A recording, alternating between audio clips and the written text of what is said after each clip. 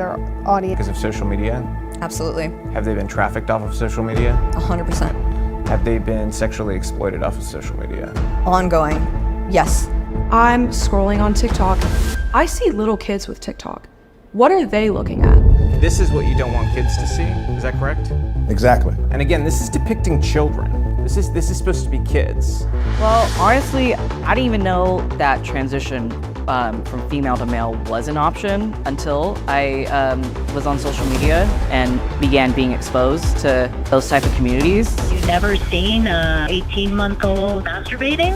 No, I haven't. Have you seen any sexually explicit drag shows marketed as all ages for kids that you would denounce or think that are a problem and that you want to distance yourself from? No. You know this is wrong. So, I'm sorry, I'm gonna have to end the interview. They use the word sexualize kids at a young age, or, I mean, give me a break. It just seems like there's no moral, construct at all. Are kids facing just the absolute worst onslaught of grooming that we've ever seen? Yes, the entertainment industry is sexualizing children for an agenda. Your daughter was secretly transitioned at school. This policy has to do with children as young as 5 all the way through high school. Penthouse footed the bill to lobby before state boards of education. Yes, Penthouse and Playboy. The history behind this is far darker than most Americans understand.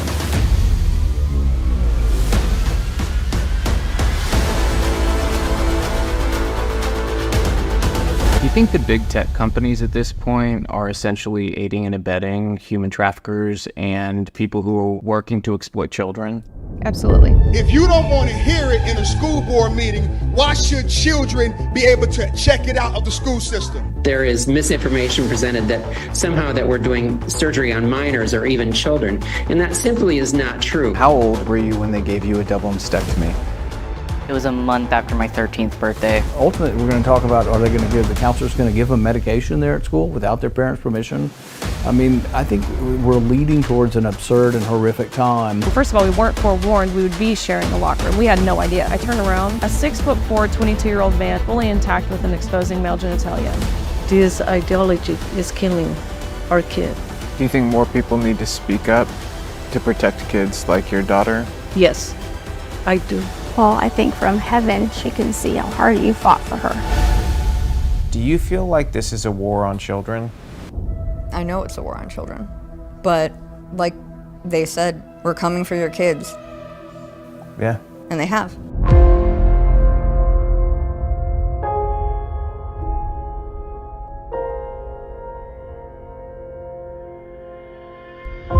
Can I ask the cameras to get turned off for just a second? I just want to have a real conversation. A preliminary victory in Idaho. After the Convention of States Action Resolution was officially introduced on Monday, Idaho Senator Todd Lakey and former U.S. Senator Rick Santorum lent their voices to a passionate gathering of Convention of States supporters at an Idaho Senate Judiciary and Rules Committee hearing on Wednesday. Our founders discussed the need for a congressional bypass, in addition to just Congress proposing amendments. That's what's included in Article 5. Convention of States is not a right or left issue. It is about who decides. Will it be we the people using a system of checks and balances, or the elites who enrich and empower themselves? The committee advanced our resolution by a 6-3 vote to the Idaho Senate floor. This is the first time we have ever passed a committee in Idaho. Several Idaho TV stations covered the developments. A bill making a formal application to Congress to call for an Article 5 convention. The key ideas in the resolution: impose fiscal restraints on the federal government, limit the power and jurisdiction of the federal government, and limit the terms of office for members of Congress. Big victories were achieved last week for the Convention of States movement, and that's making the establishment. Thanks to an extraordinary effort on the part of the Massachusetts Convention of States team, the Joint Committee on Veterans and Federal Affairs of the General Court of the Commonwealth of Massachusetts has favorably passed the Convention of States Resolution H3541 for the second legislative session in a row. It awaits action from the full chamber. Wyoming has now filed the COS resolution with 11 co-sponsors. This brings the total number of states considering COS action in 2024 to 18. Our resolution was also introduced on the Assembly side of the New York legislature with 23 co-sponsors. In other Checkpoint 1. Secured. Checkpoint 2. Secured. Checkpoint 3. Checkpoint 3 secured. All hands secured. Opening bunker.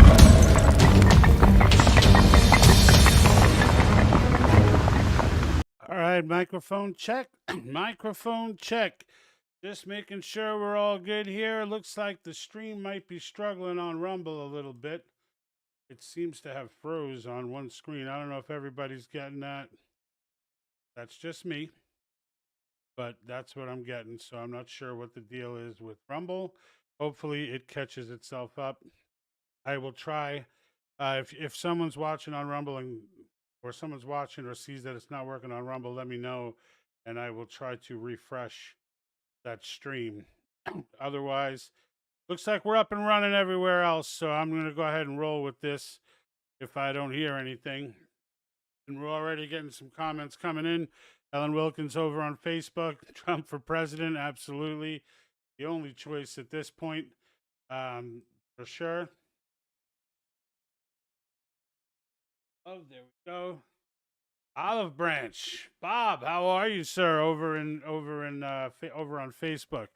So, yeah, a few things today that I wanted to go over. One was a quick recap of Article 5. It just how it works, what it's about for the novice who really hasn't been, doesn't understand it, hasn't followed it. Maybe someone who's new to the channel. That volume is low. I'm seeing here. That's as high as I can get it without disrupting everything. Let me see. Testing. Is that a little better? Let me know if that's better. That's as high as I can go. If it's not higher than that, it's going to be on. It'll be on the streaming platforms site. So, and that was Bob over there saying volume was low. So, hopefully, we've been able to rectify that with respect to the Facebook stream. And yeah, I want to get into this stuff just because there's a few things. One, this documentary that is released. If you have not seen, if you have children, if you have grandchildren, you need to watch this. Okay, it's it's called The War on Children, and it's a lot of what I've been saying for a long time. Right? It's a lot of what I've been saying for a long time. It's just a matter of, and so just to point out, Kirsten, I don't know if you're new to the channel, but supporting Trump is supporting the republic, not democracy. Little pet peeve of mine. I get a little crazy with it sometimes. I went a little bit of a rant yesterday about it, but I know what you're saying. I know what you mean. So I'm not holding it against you. Everybody's guilty of it. Trump himself says he wants to save our democracy.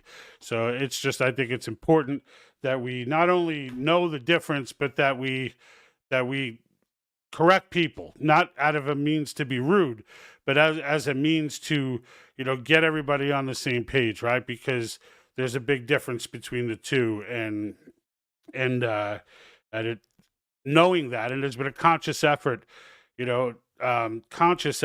to make it the way it is, and to pump the word democracy everywhere for decades and decades, remove civics from the classroom, and really try to make us forget how our own government works. And so I don't mean to be a jerky smurf, but I couldn't resist. But thank you for commenting, Kirsten, for sure.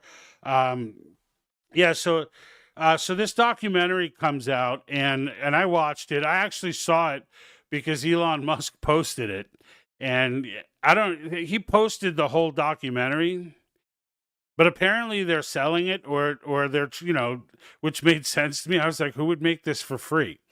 And it just didn't, I mean, it's noble, but it's, I almost felt compelled to pay something for it. I've purchased the documentaries I've had in the past that come out online. I don't try to sneak them, through some ripped source or whatever, just because I know and I appreciate the work that these people put into these documentaries. So this was Starbuck Productions, Robert Starbuck. If you want to follow him, you can go to you can go to thewaronchildren.com.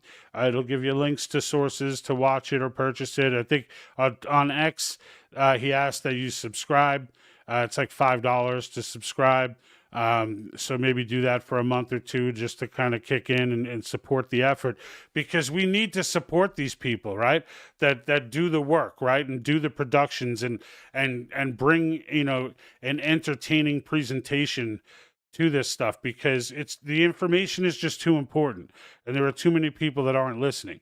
So, or don't want to listen. Really, that's really what it is people don't want to listen. It's one of those things and it's not because they're evil people. It's because the stuff that's going on is so evil and so out there that you just don't want to believe it's true. It's almost like a natural brain mechanism trying to turn it off, and pretend that it's, that it's not happening. Mommy, make it go away, right? But they get into a lot of what I've covered over the last few years with respect to the WEF, CCP, Soviets, et cetera. The ideological subversion, active measures, right? They are talked about by Alexander Solzhenitsyn, detailed by Yuri Bezmenov, and it's been going on for a long time. The information war or misinformation war has been going on for a long time. But in the case of communism and Marxism, there's a very specific goal. And when you look at what they're doing, and for those that look around and go, I don't understand how society got, how it got this way, it's not an accident. All right, this latest generation, for those of us in Gen X, and right now, with the last of the silent generation dying, I do feel that Gen X is really the one that needs to lead this charge. We really are. But it's important to understand that we were subverted as well. And things like calling the republic a democracy and not understanding what a constitutional republic is. Really, we too have to teach ourselves civics, because schools replaced it with social studies before we got in. And we lived our whole lives thinking like social studies was just this normal subject, and it's not. It was specifically designed to eliminate civics, and they throw pieces of civics in it, but it's just like Article 5. Like if we had civics classes, I would not have to have this channel trying to educate people on Article 5. It would be a given. People would just understand it. They would have historical context to it, etc., and that would just be that, right? And Bob over at Facebook says Trump is not a deity, but a harbinger of what needs to happen for the greater good with fairness. Yeah, absolutely. I'm not on the train of, no matter what Trump does, I don't have, I just let it go. I don't let it go. I hold him to a higher standard even than I would, I expect more from Trump, right? I expect more from him, and he lets me down sometimes. He does. But all in all, he's the obvious choice. And I think Trump, followed by DeSantis, can really get this thing corrected. That'll be 12 years of two solid people, with solid, Trump may not be a man of the world, right? But at the same time, his bottom line is, he's not going to let these people walk all over the United States. And really, that's just what we need. Right now, that's just what we need, right? DeSantis can keep attacking things like the Confucius Institutes and encouraging states pull pension funds from BlackRock, like get into the more granular stuff as he, watches Trump go on. DeSantis will have the advantage of having seen what happens to Trump, right? And hopefully be able to preempt some of it where Trump is kind of blazing the trail. And this, we see what's going on. It's pretty wild. So... pretty wild. So Daily Nuns over at YouTube, how are you, Daily? So we got lazy, that's how 9/11 happened. We got lazy, that's how a lot of things happen. Really, everything wrong with this country right now is because boomers and Gen X were sleeping at the switch.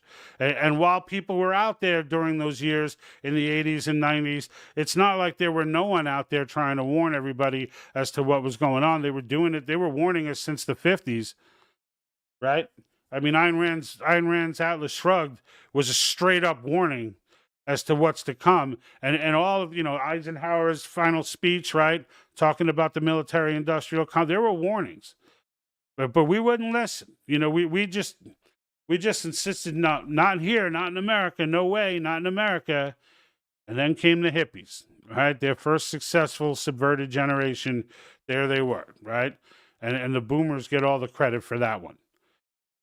But then, you know what? All right, so the boomers, you know, now here comes Gen X.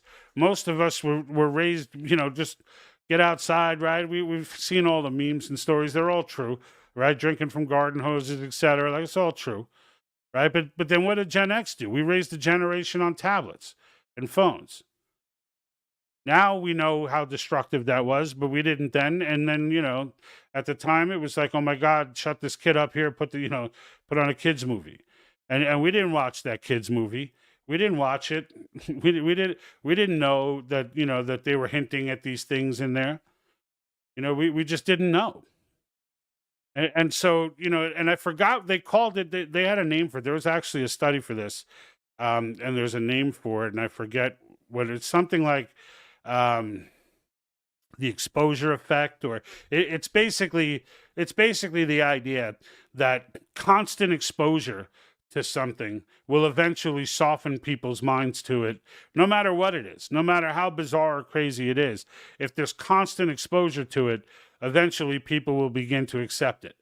And that's exactly what took place. And the only thing that stopped us from becoming Venezuela, or even the UK right now, or some other places like that, you know, where they got hate speech laws and all this, the only thing that stopped us from becoming that was indeed the fact that we're a constitutional republic and that elected leaders do not have free reign to do whatever they want. They have to work within the structure of the Constitution, which grants us our rights from our Creator.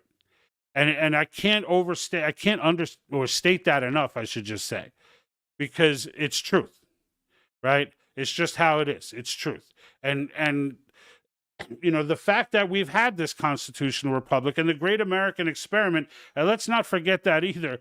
This is still an experiment, right? Like, it's not like the experiment was completed. There are still challenges that are being brought against, and this is one of them. And as people say the republic is done, it's over, you know, I argue no, it's not. These are dark times for sure, but the experiment goes on. And I think what we're going to learn here, when it's all said and done, when it's all, like, I don't, like, while I get the people who are saying, you know, it's revelations, this is it, you know, I get that, I think they're wrong. I think they're wrong. None of us could really know, right? It's not like, let's not pretend we know, you know, just because the signs look like they're there. Let's not pretend that we know God's timetable, right? Because we don't.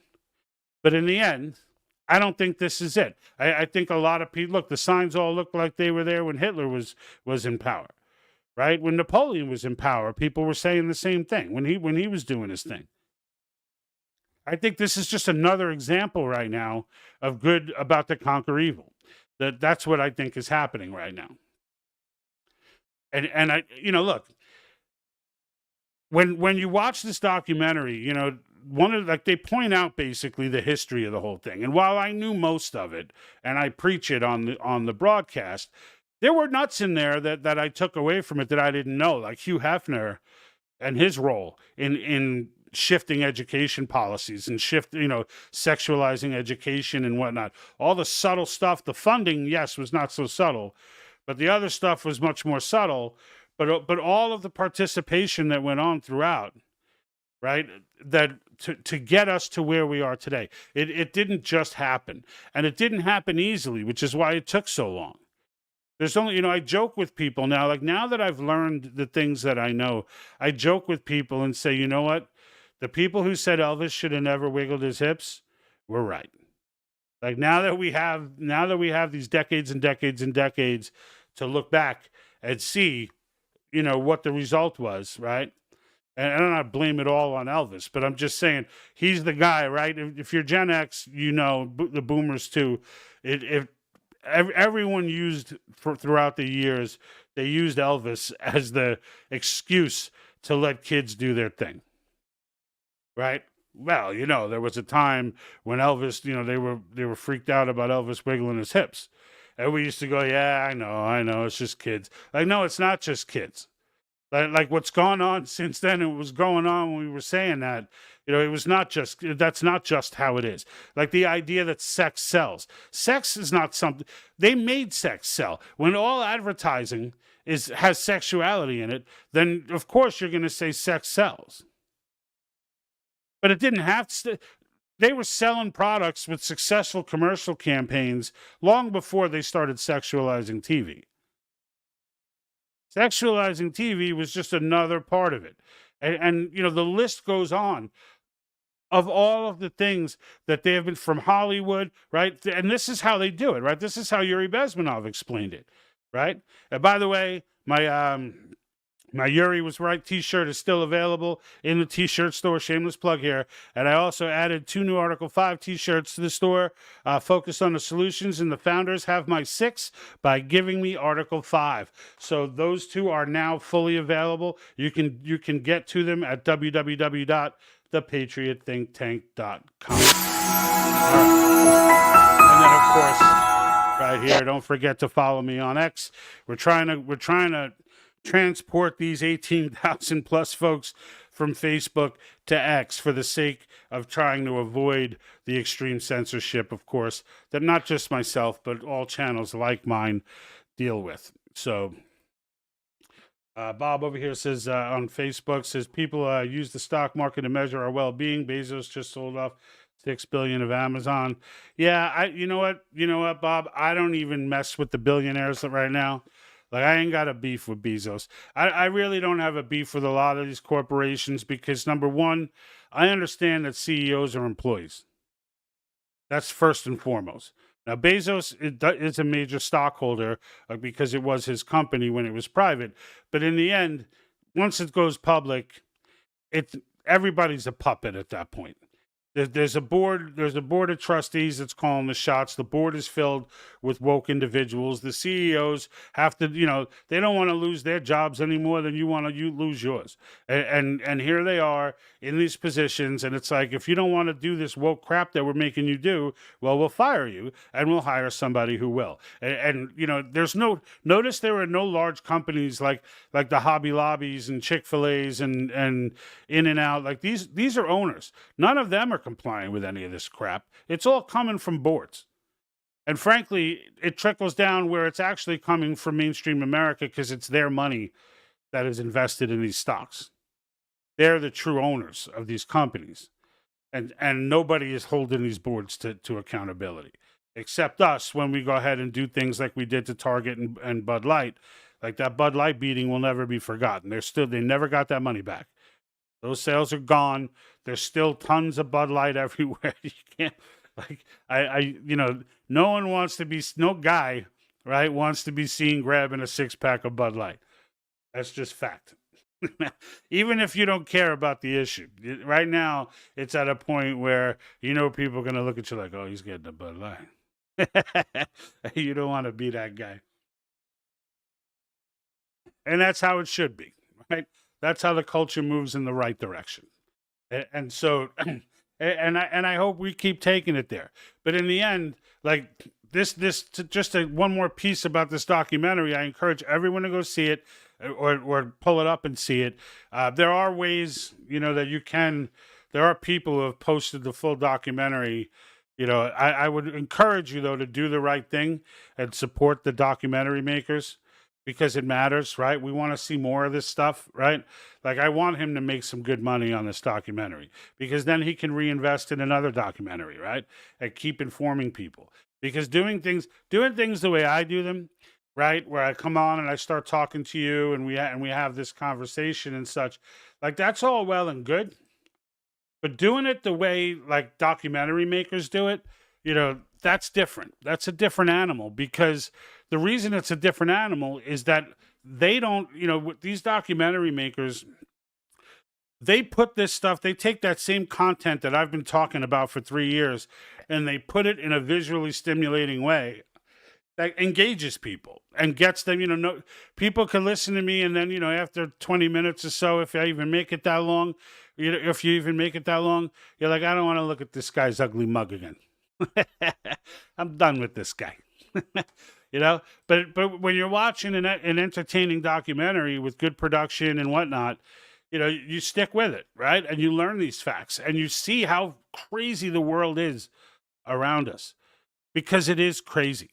It is wild. And, you know, it took us a long time to get here. We're not going to get out easy, right? And I 100% believe, you know, after doing my reading on mass formation and you know, ideological subversion and the way this stuff works, you know, I think what Yuri said was correct, is that you're not going to convince these people to change their mind. The only thing that will ever change their mind is two things. One, a life-changing event for themselves where the reality of it all just comes crashing down in a way that seriously affects them personally. Or two, if we lose this battle and, you know, the leadership finally crush these guys' necks because their role as useful idiot is done. And that's the two ways that you can get out of this type of stuff. You know, but if let's just hope the second one doesn't happen, right? And that's why I preach Article 5. That's why I stop the broadcast whenever there's a question about Article 5. You know, I don't care if it's that you don't know what it is or whatever. I will answer any question about Article 5 to the best of my ability. And if I can't, for some bizarre reason, I will get you an answer from an expert, from a historian, no less. So keep that in mind. Now, I do want to go over some of the basic explanations of Article 5. So for those that don't know what it is, and I do sometimes forget that people just, you know, that as much as I preach that we've, you know, that we've blown off civics and, you know, this and that we haven't learned civics and we have to teach ourselves, I still forget that I assume that people know Article 5, and the reality is they don't. And what it is this, okay, and why it's so powerful. It's Article 5 is the article in the United States Constitution that explains how to amend the Constitution. Now, most of us, you know, who have some civics knowledge, know that the way it's always been done was 2/3 of the House, 2/3 of the Senate will propose language for an amendment, and they present it to the states, in which 3/4 of the states have to agree, have to ratify it, right? Well, there's another process that is also in Article 5 that says, or the states can directly, with 2/3 of the states agreeing, can call for a convention in which they will send delegates, each state being represented, right? They can call a convention, and with 2/3 of the states in that convention, their delegates can propose language the same way Congress can, and then propose that to the states for 3/4 ratification. So what makes it significant? There's no federal government involvement. Why was it there? It's put in there for the very reason, the very purpose of it is the situation we are in now. That is the purpose. It is when the federal government gets out of control, and it was George Mason, who I'm paraphrasing, but basically made the case that, are we really so naive as to think the federal government and Congress is going to propose amendments to thwart back their own tyranny? And no one was in the room. I would gather there was probably a chuckle at that. And then, none come. They all agreed. And so the clause was added into Article 5. And we've never used it. We've threatened it a bunch of times, but we've never actually used it. But now is the time. And when I say we never used it, a lot of those times, and the Bill of Rights is actually technically one of them, where a convention was threatened, and then they gave in, Congress just gave in and did what was being asked. The Bill of Rights being one of those things. Many of the founders felt that the Constitution was fine as it was without the Bill of Rights, and that it wasn't necessary. Can you imagine? Can you imagine? We all may love federalism, but the fact of the matter is it's the anti-federalists who gave us the Bill of Rights. And so bless them for that. Patriots all, right? But in the end, that there was the threat of a convention to stop the Constitution unless the Bill of Rights was added, that caused the Bill of Rights to be added. And that was a beautiful thing. And now here we are, right? Here we are, centuries later, sitting at the cusp, right? At the cusp of a weaponized government. And that later will lead me into my next topic. But a weaponized government who is trying actively to subvert the Constitution, work around the Constitution, get by the Constitution. And in most cases, they've been stopped. But over the course of a century, Supreme Court decisions have caused the federal government to gain astronomical power and influence over things it was never intended to have power over. Ever. And so what? And so now it gains, and the Commerce Clause is a perfect example, right? Now, the progressives have succeeded, right, with the 16th Amendment, which was unconstitutional and ruled so repeatedly up until they found a time in the right climate after decades of trying to get an amendment passed under the guise that it was only going to be on the wealthy. Sound familiar? But that can be repealed through this process. Right? We can eliminate the income tax. Go back to tariffs the way that it was supposed to be. But now I digress. So the Congress can go ahead and I'm sorry, the states can go ahead and convene. We have 19 states on board now. We need 34. That's 2/3 of the 50, right? So 19 states. There are 18 who are entertaining the resolution this year. All right. So theoretically, we could just blow through this year and get going. But the delegates will go ahead, or commissioners, as they're formally called, will go ahead and meet. Congress must call the convention, right? They shall call the convention if you read it in the Constitution. And then that's the end of the federal government's role. The delegates then meet. They all vote. Simple majority. They vote on the language. So the topics, which I have right here. All right, the topics are term limits, fiscal restraints, and government overreach. Now, this is what these are the topics that the delegates are being sent for, that the commissioners are being sent for. This is the commission that they're being given. On my website, I have a lot of the actual documents. I have some updating to do, but the resolutions look the same, regardless that they keep changing names. They all remain the same. The verbiage is identical, is what you will notice in every state. And the verbiage will call for these three things. And it calls for them in a way where this is all the delegates can talk about. Now, some states are putting in extra and saying, they're putting in punishments and penalties if a delegate gets off message, or, which is fine. They don't have to do that, but it's fine, right? If that's going to get this done, then let's do it. Let's get it done. But they can punish these people without legislation. They can call them back. They can do whatever they want to do. So the delegates or commissioners need to go. Now, each state can select as many as they want. They can select, 2, 5, 15. It doesn't matter. The state's going to get one vote in the end. By sending more people, they're just sending more people to converse, right? More people to, debate and iron out details and make sure that the language is tight. Because the responsibility going in there, you can't come out with some fluff. You're trying to come out with something that's going to get ratified. Like, you have an opportunity to make history. You want to come out with something that's going to get ratified. Now, there are movements, right? Soros groups, the League of National Women, Common Cause, even the JBS, John Birch Society, who spent the entire first portion of their existence trying to call for a convention of states, are now aligned in value with Soros groups and everyone else and all these other doo-doo-doos, so that they can try and stop it, claiming it's going to run wild. It's going to, oh my God. I listened to state legislators actually sit, three of them. And I want to say it was Ohio. I don't want to peg Ohio, though, if I'm wrong. I just watched a bunch of different ones because there's a lot going on right now. But it was one of them where three, maybe even four, were questioning how delegates get selected. So it's important to understand Article 5 is written in very general terms because the entire point of Clause 2 is that the states are running it. So the Constitution's just saying you have the power to do this. It's not saying you must do this way. Here is the process that you must use. This is what made the Constitution so amazing, is that in 4 pages, handwritten, they can get all this stuff off. And everybody knows what they mean that wants to know what they mean. That's not trying to cloud the water. Right? The right to bear arms shall not be infringed. Stop debating. It shall not be infringed. Right? So they present to the states. The states each get one vote. So they come out of this. They come out with proposals for amendments on these topics. Term limits is pretty cut and dry, right?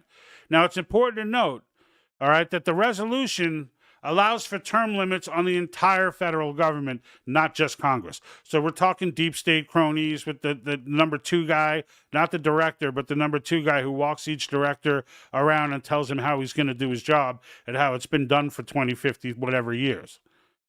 Here's how the game is played. That guy, gone, right? So there's more to it than that. Even interns and whatnot, anybody that could be around too long to be corrupted goes.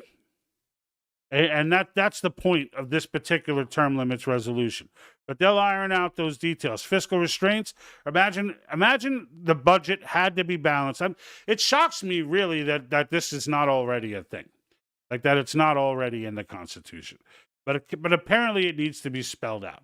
So the idea that these people don't operate on a budget and haven't for ages is despicable. So the idea that it's in the Constitution with teeth, right? It needs to have teeth. It needs to have, there need to be sharp penalties, right? Like if Congress can, anyone a part of Congress that cannot operate under a balanced budget is not eligible for election for the next year and come up with some other type of policy punishment, right? But also overturning the 16th Amendment, that also falls under the concept of fiscal restraints. That also. So, there's much to be had here, right? But the key is this, for those who may be fearful. If you look at each one of these topics, they are all restrictive of power. So no one's overturning the Bill of Rights, right? You may be able to add a sentence or two, clarifying that it ain't just a militia, that, that it's anybody, that shall not be infringed. You could take more power away, but you can't add power. Anything that would be an added power to the government, like right now, DeSantis called for his own. I don't know why he did that. Florida's already one of the 19 states that are on this. And he called for his own on the same exact topics, except he added in that he wants the president to have the power to do line item vetoes. And because of that one thing, that's something that could never be brought up in this convention. Because it's adding a power to the presidency that it doesn't have. All of these things are restrictive. And it's all being run by our state legislatures, which is what makes it so important. Because that's how the entire nation was designed to run, through our state legislatures. This is it. This is how the republic was built. This is how the republic's designed to be. We're not, the 17th Amendment is another one that can go under government overreach, where state legislatures just ceded their power to the federal government to appoint senators.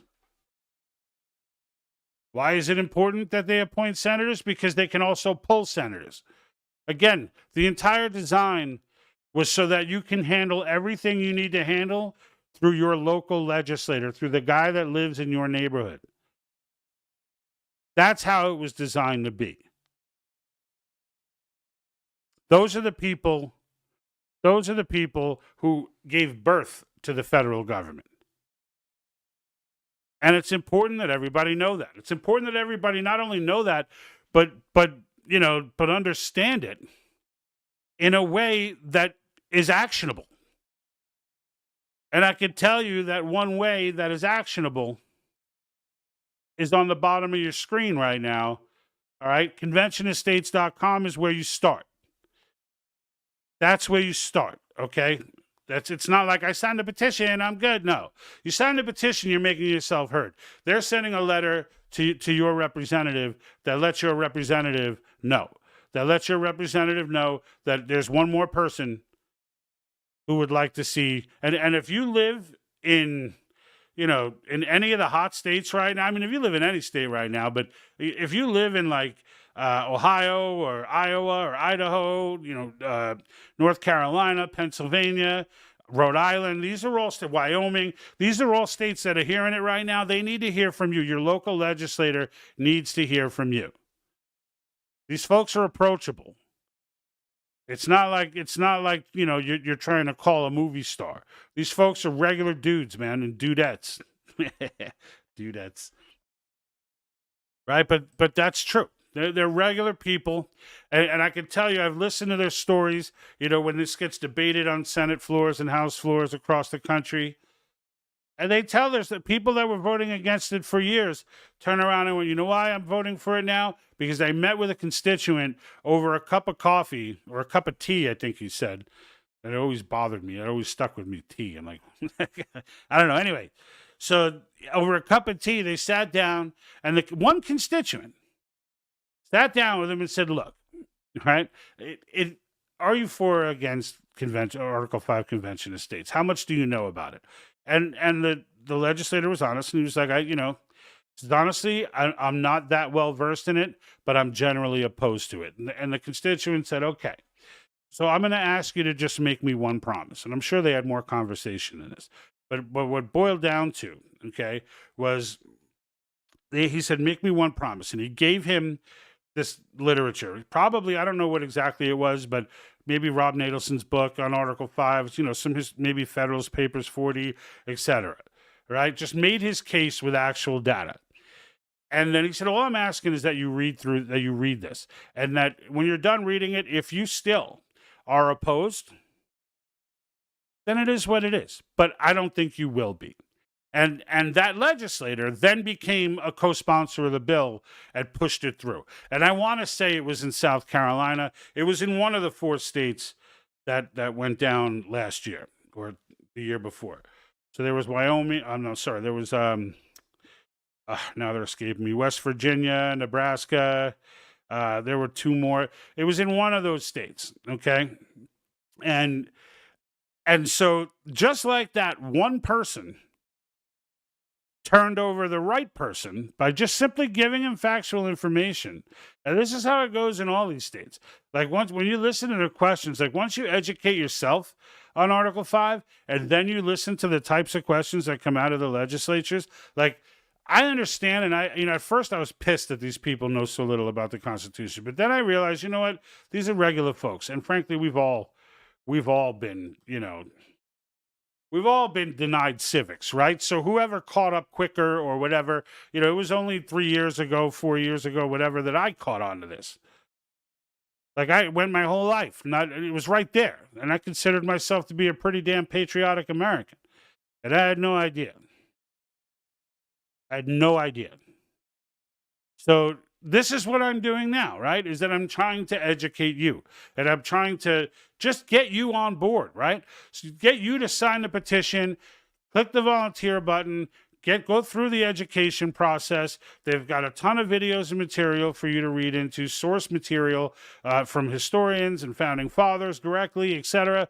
Like it's once you understand it, the light will go on and you will be like, why does no one know this? It's almost like the law of attraction if you're like me and you love the law of attraction. Mern, how are you? Just Mern from Jersey. Sorry you're late. Yeah, well, we'll let you go this time, but council meeting. So Mern is with Convention of States.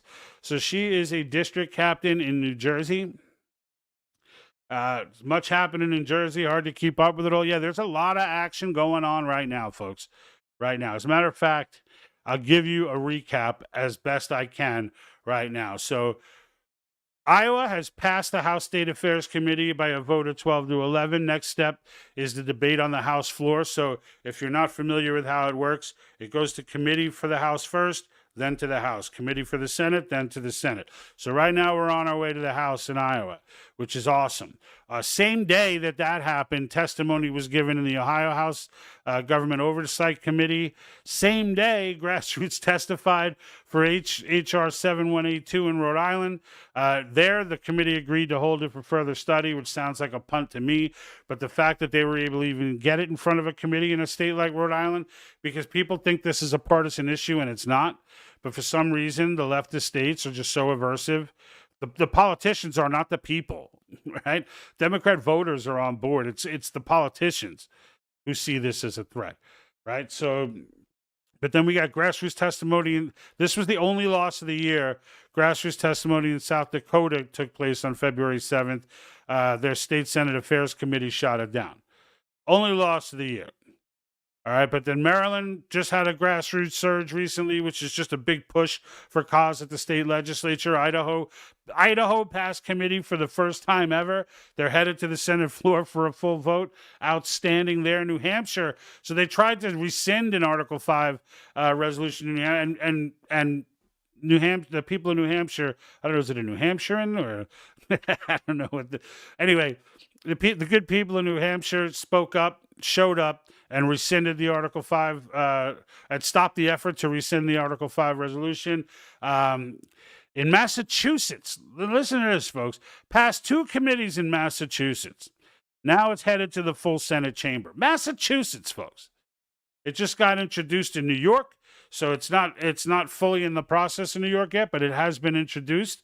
Wyoming has now filed a cause resolution, 11 co-sponsors, bringing the total amount of states considering the cause resolution right now to 18. That's 18 states right now that you could be a part of, you might live in, where you can make a difference. Because now's the time. Now's the time to let, if you're that state senator or that state house rep, and you're getting flooded with handwritten letters and things like that, like that's it. There's no way that you don't notice that because your constituency is smaller.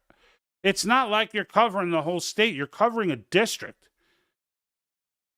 There might be 20,000 people in your district. To sound like a lot of people is not to a state that, you know, even small states are in the millions. If you get hundreds of letters on one topic, that's a big deal. If 50 people take off a day of work and go and show up at your office over an issue, you don't forget that issue. And this is why the founders wanted it done locally. Because you shouldn't have to get millions of people together. Like, just go to your guy and let the next town go to their guy.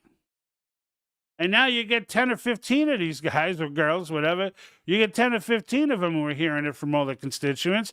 Now things start moving. Right? This is how the game is played. This is how the game is played.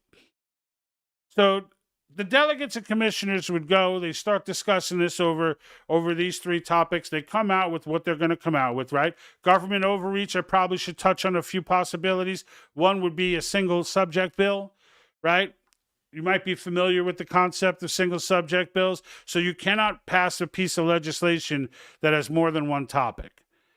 Why is that a big deal? It's a big deal because if you're going to go ahead and allocate $200 million for the sex habits to study the sex habits of a Japanese quail while high on cocaine, which is a real thing. If you're going to do that, then you have to pass the Japanese quail cocaine bill. Like there's got to be a bill written for this quail to study it that pays for the coke, it pays for everything. It's got to be put in its own bill, and you got to put your name on it. And you don't get to vote for it and say, but I was just voting for it because it was a part of the veterans bill. And no. If you want it in there, you got to write a bill for it. What does that mean? It means omnibus bills are dead. That's what that means, right? Another thing that can come out of government overreach is the shutdown of regulatory authority. Closing the Department of Education, closing OSHA, right? Closing these institutions that do nothing that can't be handled through the state. That are right now handled by unelected officials who storm, the EPA. How many properties have they thrown good people off of more because of politics than because of environment? They can still be an organization that can exist to, examine or study, the environment and things like that, but they cannot make laws. They cannot make laws. You cannot have OSHA putting out, mandates for anything. They have no authority. The federal government just simply doesn't have this authority. And the reason that they think they have it now, and do I still have it here? The reason that they believe they have it now I might have to. I just wanted you guys to all see the Twitter, the Twitter device. Here we go. So this is why they all believe that they have that authority now. If you look at this behemoth, right? So you look at this one is the actual Constitution, right? That's your pocket version. That's the Constitution as written. This one is the annotated version.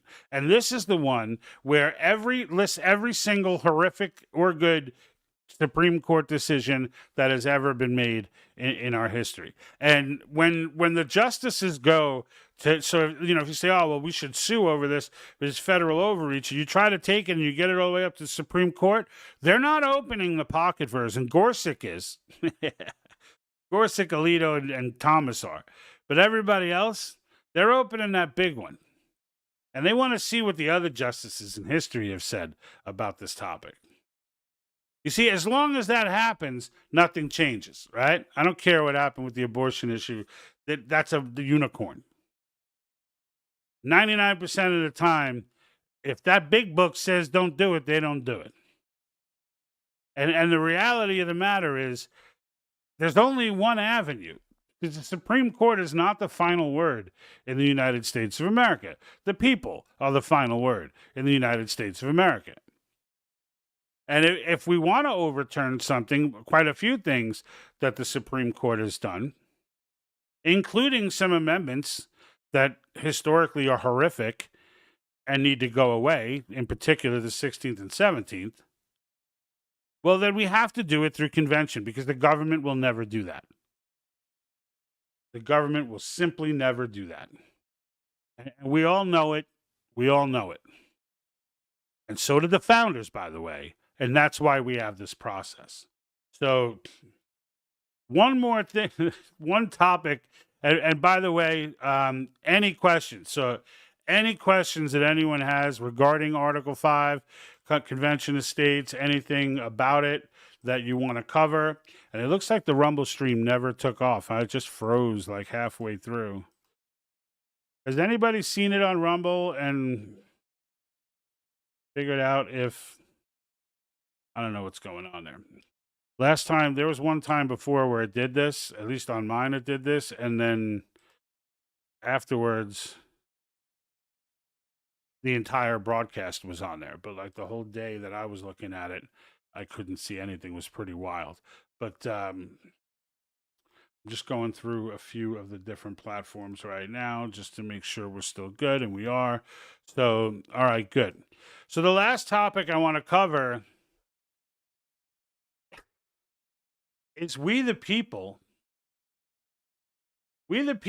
picking up Trump's legal bill.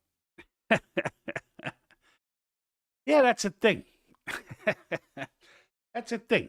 And I don't know if you're aware of it or not. And I'll go through the thought process I had from my first reaction to where I'm at now. And I think I have it up here. Give me a sec. But there is a GoFundMe that was started for Donald Trump. Here it is. Now at 905,000 or 6,000, does that say? Now here's the thing. Here's the thing with this. Let me refresh this and see. Yeah, now it's at 913,000. This thing is moving in leaps and bounds. Okay. And I don't know how much I don't know how clear this is coming out for you, but when you look at the donations, okay, now for those that are saying, oh, well, GoFundMe, they shut down the trucker, they complied with the government and froze the trucker one and refunded everybody's money or whatever, like that's true. However, the left is absolutely in roast mode right now because GoFundMe has come out and said, they are not shutting this down. And that's the difference between Canada and America, right? Is now in America, it's just folks and organizations saying you should shut this down. In Canada, it was the government saying you should shut this down. Here, the government just knows they can't do that. Like there's just no avenue for the government to do that. So again, I don't know how good you can see this here. I'm going to try and maybe Maybe try and zoom it in a little.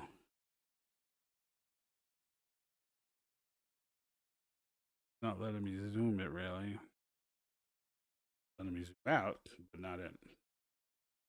Try this again. There we go. That might be a little bit better. So if you look here, $20, $18, $10, $25, $50, $50, $20. Someone dropped them $100, $25. These are all, they're all managed. There are a handful of large donations. The biggest one was $10,000.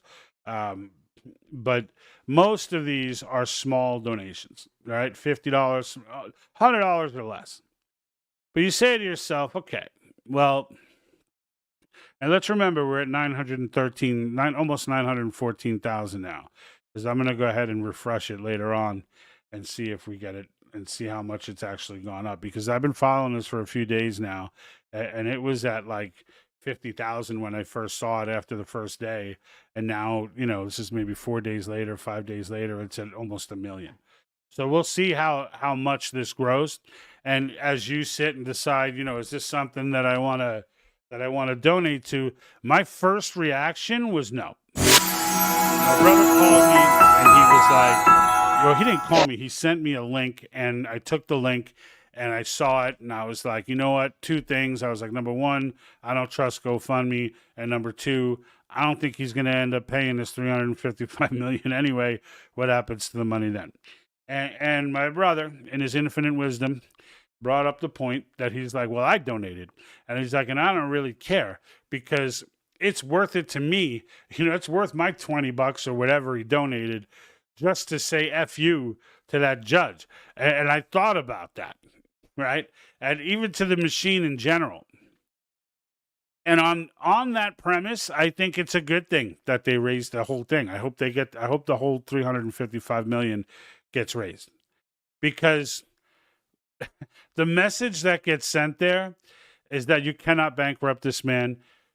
You can't put him in jail. You've been trying like crazy. You can't do it. So you tried to bankrupt him. Well, American people are not going to allow that to happen. And it's like, and it's not about, you know, oh, he's a billionaire and this and that. Like, there's a difference between owning billions of dollars in real estate properties and things like that, and how much money you have in the bank.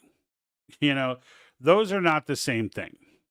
And so, you know, for the fact that like, you know, he's got all this money, and the idea that he's got billions in the bank, he doesn't. Neither does Elon Musk. None of them do.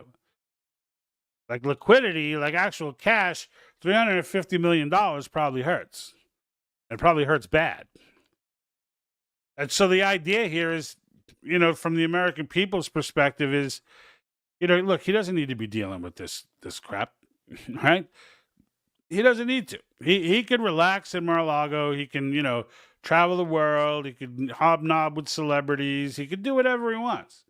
He does not need to put himself in the full line of fire of the deep state, and he is. So if the deep state's going to come after him and try and bankrupt him, well, you know what? The average Joe says that ain't happening. And I do think, you know, that would be an immensely powerful statement by the American people. Number one, of the fact that combined, we're incredibly wealthy. Like, when it comes down to charity, no one's close to the United States. When Thailand gets hit by a tsunami, you know, people go, oh, the American government only gave X, Y, and Z. Yeah, but the American people gave more than all your countries combined. So let's not go pointing fingers at the United States.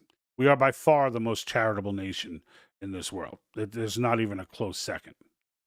When it comes down to the people, our people give for everything. And this is apparently no different. So, you know, it's fascinating to me, the idea that this entire concept of crowdfunding over causes, and that, like, what do they do? What does the state do if the American people foot the bill? And then, you know, I mean, even if he does, because he probably won't have to pay it. It was such a ridiculous case. If you don't know what the case was, they literally accused him of fraud because they said he overvalued his properties when applying for a loan, like under the assumption that the bank just takes his word for it. like Trump just said, Mar-a-Lago, 2.2 billion. That's what I'm going with. Yep, that's the ticket. And the bank went, okay. Wow, he's got an asset worth 2.2 billion. That's incredible. Let's give him $1 billion, right? No, that's not how it works. Of course, the banks do their own research on what your assets are worth and things like that. Not to mention the fact that they agreed to lend him the money and he paid it all back. So, like, there's no crime, there's no victim, there's nothing.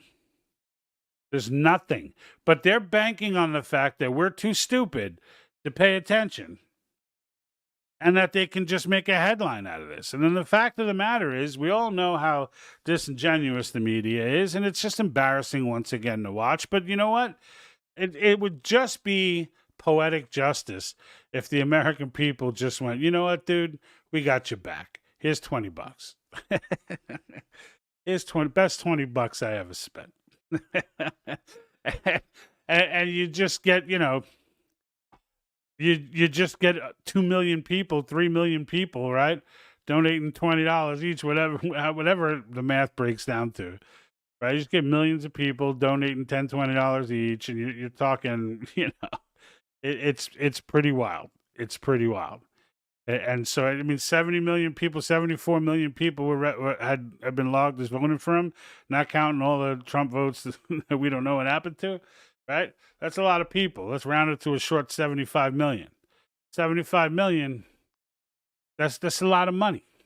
That's a lot of people that could give a little bit of money and smack the smile off that judge's face, right?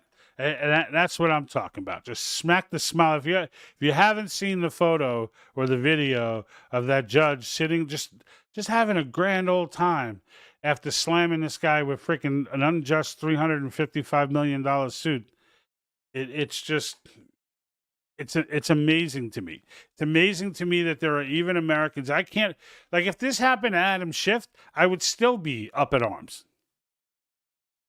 Like the fact that people could be okay with this because they don't like the political opponent is insanity. It's insanity. It's like that Star Wars clip where the Emperor's taken over and they're sitting there talking. It's like, so this is how democracy dies. And she's like, to thunderous applause. And like, those are the people that are clapping. It's just nuts. Like, do they not understand? Like, I can't imagine being that indoctrinated by anything to want my government weaponized against citizens. Because if they could do this to Trump, they'll do it to anybody. And they even came out and said, because businesses were like, what the hell? Like, every real estate investor in the freaking state was like, what just happened? And they tried to calm it down by being like, don't worry, guys. You're not Donald Trump. Don't worry. In other words, so the translation, if you're the business owner, is, so you're saying I'm on the good list now, but I could be put on the bad list at any time. Which is exactly what they're saying. Because they're setting a precedent. They're setting a precedent. If they could do it to a former president, like, these days are going to go down in history as being the epitome of corrupt nature. And the fact is, Article 5 is going to go down in history as a cure for a lot of it. I mean, that's just real talk, because it's not even these three topics, right? It's just the idea that once it's done and all these doot-a-doos, are done with their ridiculous arguments, going to runaway convention, they're going to rewrite like, once all that garbage is off the table because the process is completed, now there is a bona fide tool that can be used at will. So, I mean, this one can be used for the border, at least in effect, to give the states the power to defend themselves and end that argument. But another convention could be called to strictly address how the border is going to be dealt with in the future, if the federal government continues to be derelict in its duty. If the government continues to be derelict in any duty, a convention, the people will now be empowered to call a convention. You follow me? And the federal government is going to have to abide by that. And that's just real talk. They're going to have to abide by that. And that changes fundamentally the relationship between the federal government and the people forever. Forever. From that moment on, even if no amendments got ratified, from that moment on, the federal government will forever have to look over its shoulder and be like, what's going on? You hearing any rumblings out there? The people okay with this? Right? Because, or if they start hearing, look, there are 4 states calling for convention, there are 7 states calling for convention, there are 12. All right. What do they need? Right? Because if there's anything the federal government does not want to be a part of, it's losing more power. I mean, that's what it comes. The one thing that they can never have is losing more power. Finally, Rumble joins the comment conversation. Outstanding. Voice of America. We're using Article 5 to call convention states to restore America. So that's the petition link and all the fun stuff there. You can get it if you're watching on Rumble right now. So great stuff. Appreciate that. And by the way, folks, on this new T-shirt that I have out, so the barcode on this T-shirt is actually the link to go sign the petition, which I thought was cool, and I'm probably going to end up putting that on every one of the T-shirts that I have that are Article 5 related, because I just think that that's just an amazing, because these, like, for those of you who wear Article 5 gear, right, and I do wear this stuff out. Don't even get it twisted. It's not just for the broadcast. I wear this stuff, and when I wear it, it's not uncommon that I get stopped and asked questions about, like a shirt like this one, right? Someone will walk up to me just messing around, being like, "How do I save America?" And I'll start spitting. I'll start getting into it. Right? And it opens up that conversation. There's one more person now who's walking around going, I had no idea that was possible. I had no idea. Right? We turn people one at a time, man. One at a time. We educate them, bring them to the light, bring them on the team. I don't care if it's a Democrat. I don't care if it's a Republican. Like, I don't see Democrats and Republicans. I see Americans and I see Marxists. That's what I see. And if it becomes clear that they're a Marxist, probably not much I can do to help them. I'll still give a small effort, but those that are mass formated, though, there's not a lot that you can do to try and turn them. I mean, it's like Yuri was saying, like there's no way to get rid of it. You've got to just raise new generations of patriotic Americans, which is why this documentary that I mentioned earlier, The War on Children, is so important, because that documentary is one where it's got to, it highlights the fact that raising the next generation of children while doing our penance for what we've let happen to this generation, right? Even if we raised our kids right, like there's still... Clearly, as a generation, Gen X dropped the ball. And that doesn't mean every kid, right? My kids are patriots. They understand what's going on. But that doesn't, there's a whole generation of kids who think there really are, an infinite amount of genders. They believe this stuff. Men can have babies, blah, blah, like all of this craziness. Why? Because we've been sending them to schools that have been showing them pornography and sexualization, at first slyly, now right out front without even trying to hide it. And they've been doing it for decades. Really, at least a decade with the porn in the middle schools and stuff. I mean, you'll see when they show you, if you haven't seen those things already, those images of some of these books. I mean, there are children, images of children, cartoon images, like giving oral sex. I mean, it's sick.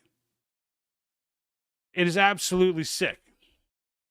And then, these sexualized transgender stuff. And I mean, do you realize how small a population the transgender community is? It's bugged out to me. They almost don't exist. You could go, before they started indoctrinating these children, you could go all the way through your life and never come across, depending on where you live. And you could live in cities. It's not like that, you got to live in the sticks. You could go your whole life without bumping into a transgender. That's how few there are. Juggernaut over in Rumble. Thank you, sir. I love giving the message. Here to preach, my man. Here to preach. But yeah, so I mean, there are so few of them, but now they're everywhere, and they're not everywhere because all of a sudden there are more of them. They're everywhere because they literally have been indoctrinating children into this. The school system out here is like freaking.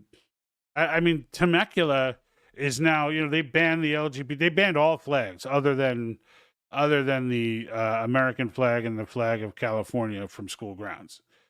But like, and then Chino, the state is suing them. Chino refused to pass, and if you remember, I did that video with her lambasting this this state superintendent who tried to show up at their Board of Education meeting, and this Board of Education was turned over after all the craziness came to light, and they lambasted this guy. It was phenomenal. But they're trying to sue the district now because they want to tell parents. Because they won't hide from parents. They won't hide information from parents. They will not lie to parents. Like anyone in an educational role who's willing to lie to a parent should not be within 50 feet of a child. Period. These are people who believe that children belong to the state. That's what these people believe. And that's a problem. It's a problem, but it's not a shocking one, right? Because this is what Marxists do. This is it's the playbook. It's not just a playbook in the U.S. It's this separating families, right? Is absolutely goes back to Mao, Stalin, you name it, Valenzuela with Chavez, and Ho Chi Minh, and every single one, Castro, every single one. Every single one. And it's because it's necessary. They need to raise. Notice it's always children, right? Because adults would never. Like adults are like, what are you talking about, dumbass? But if you're young and you have no backdrop and you think you're becoming a part of something big, right? You got that young, I want to be a revolutionary thing. You get into it. You start believing. You start You know how many people try to explain the history of like the history of the end of World War II to me as if I don't know it when they talk about Israel and Palestine? Well, what you have to understand is that when World War II ended, I'm just like, oh, shut up now. I've forgotten more about World War II than you will ever know, is what I tell these people. like, it's just so ridiculous. But they do. They think that they just, no one knows this. Like, it's been hidden forever, and now they've been taught this, and they've been given the knowledge. And it's like, no, you got punked. You got punked, and now it's a mess. Chino, California, yes, sir. Juggernaut. So the district was in Chino, California, where the principal, or not the principal, the head of the Board of Education there is a firecracker, man. She's awesome. And she was knocking down all this woke stuff, and they're trying to sue her. Temecula was doing the same thing. There was one up north that was doing stuff like that too. Like, there's a lot of school boards that have turned over and aren't taking any of this crap. And these Marxists, they're trying to gather, they're trying to act like there's more of them than there are. I mean, this is California, right? So those of you who have that picture of California where, it's all LA and San, like, it's not. It's not. Californians are embarrassed about California too. And unfortunately, I have no faith in the election system here whatsoever. And I don't think it will. There's not even anyone to investigate it. Like, there's such a supermajority because they've got that whole thing rigged between gerrymandering and whatever else. It's a hot mess. My district changes almost every election. Almost every election, my district changes. What does that tell you? That tells you there's a lot of conservatives in California. Because if they have to, they only do that because a lot of these people are leaving LA, moving into the Inland Empire, and they move into the Inland Empire to get away from all that crap, and they come here woken up and ready to stop voting for these coconuts and these doo-doo-doos that are flooding our state legislature. But when I went to go recall Newsom, I told this story. I went in with 2 ballots, mine and my wife. Nobody cared. Nobody looked at it. Nobody checked it. Nobody made sure anything. I stopped and asked the lady. I was in City Hall. I stopped and asked the lady because I felt weird. And she was like, well, is it signed? I'm like, well, yeah. She's like, well, then just drop it in. So if I didn't ask her and I walked in with 10, there was nobody manning the box. It was just a box sitting in the corner. I could have put whatever I wanted in there. And they're going to act to me like this is like, look, I walked out of there and I actually posted saying, no way Larry Elder wins this recall. I was like, this election's over. Just from seeing that. That was all I needed to see. When I saw that, I said, there's no way that this election, there's no way in this state, because there's nobody dumping 4, 5, 10 ballots for Larry Elders. Because they're all good, honest people that are like, if you're voting for Gavin Newsom, the odds of you not being an honest person are pretty high. You could be. Maybe you are and you're just duped or for whatever reason. But like most people that are going to vote for Gavin Newsom, these are not nice people. You think President Trump needs to come to California more? No. I mean, it'd be nice, I guess, you know what I mean? But is it going to change anything? No. I just got done saying, I don't have any faith in the election system yet. None. So, like, I know my neighborhood. I know my city. It's a small city. And I know, you know, the gist of the people that make it up. You know, I've been living here for now 10, 11 years. There's no way that they get the kind of voting numbers they do out of it. But they've carved the city up into like small. It's almost like everyone needs to go register as a Democrat. Like all, you know, that might even be a strategy. Have all Republican register or independents register as Democrats, and then just show up on election day and vote the other way. But when it comes time for them to gerrymander, they'll look at the sea of Democrats and be like, yeah, okay, we don't need to move that. And then just go in and start wreaking havoc at the polls, right? That might be, you know, I don't know. I'd have to look into that. But that might be a strategy. But yeah, Juggernaut, I mean, like I said, it'd be nice if he came more, but I don't see like the people that love Trump right now love Trump. Like they're not wavering. The people that the thing about Trump being so polarizing is the people that don't like him, they hate him. I don't know that there's a lot of people out there who are on the fence about Trump. Like you're on the fence about Ramaswamy. You're on the fence about DeSantis. Like Trump, they either love him or can't freaking stand him. They'll either make up an excuse for everything he does or they will attack him with made up crap all day long. There's no like happy medium in there. I mean, there's some of us sprinkled out, you know, amongst the populace, but I don't see that as being the norm. Certainly not in polarized places like California. Now, New York, like look, I grew up in New York during the Trump era. I understand that most of the people have kind of fled New York at this point. Like I always get, you know, I always want to talk about New York culture, and I'm like, I don't know if they're really the same. Like, I don't know if like it sounds to me just from seeing stuff on media that it got softer over there, but I don't know. Maybe it didn't, and you know, and it's the media, so who knows what to believe. But with the stuff that I see, it looks like they're getting soft. You know, like the New York I knew was pretty liberal, but you know, when they got pissed off about crime, they put Giuliani up in there. Like they didn't hesitate. They actually gave Dinkins a chance because he was the first black mayor, so they tried that. He sucked, and then they put Giuliani in. Problem solved. Problem solved. Dude went on to be a hero in New York, and now the generations that are left, they don't even know like what he did for that city. They don't even know. They don't even know. All right. So anyway, approaching 7 o'clock here. That means it's got to be getting around 10 o'clock by you folks.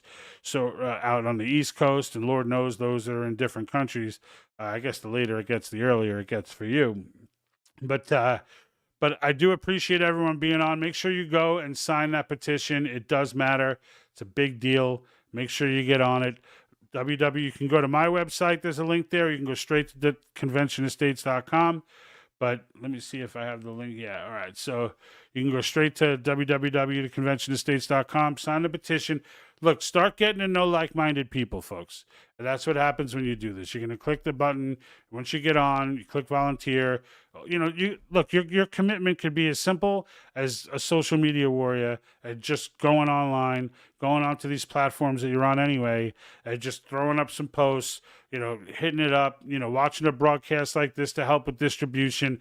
Make sure you're liking it everywhere, right, on all these platforms. Make sure we're getting a like, and make sure that you follow me on Twitter, right, or X, so be it. Slowly growing now. I'm at like 110 now, getting like 10 or 15 a week. But that starts to grow bigger as I know how this goes. I did this with Facebook and YouTube and whatever. Yeah, your first 100 is the milestone. Then maybe a month or so later, you get to, 200 or whatever. That's the rate that I want to move at. All right. So, I mean, generally speaking, I think they say you should get, if you're moving at a decent pace without being viral, you should be at about 100 followers after 2 months. And I beat that part. It's been about a month and a half. So now I want to get that further. I want to start moving that in the right direction. So you can definitely help me out. It costs you nothing to just go on to X at patriotthinktank.com, right? At patriotthinktank.com. Not.com, just at Patriot Think Tank, sorry. And the Patriot, the T that ends the Patriot and starts the think is one T. So that was a little unique. I don't remember why that happened. Years ago, I started the account and never used it, and I don't know why they made me do that. But that's what it is. So, all right, folks, until next time, I will see you next week. I'll try and come on this weekend if I can find time to do it. I do have quite a bit going on, but I will try to do that. And then until then, let me know, hit me up in Messenger and stuff like that. If you guys see any links or any big stories out there, I'll definitely make it a point to come on. Until then, I'm out.